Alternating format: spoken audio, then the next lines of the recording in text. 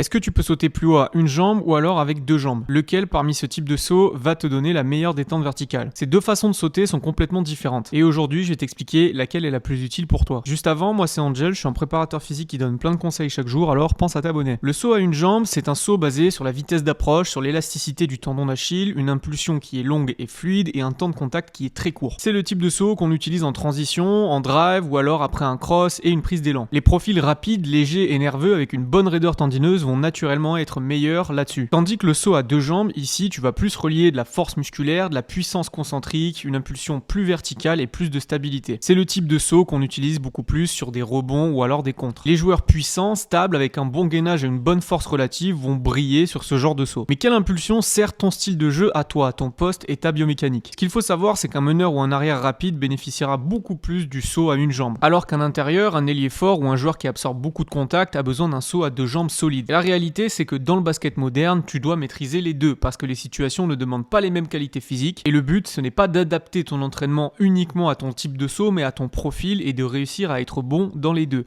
Et si tu veux savoir comment faire, pense à t'abonner.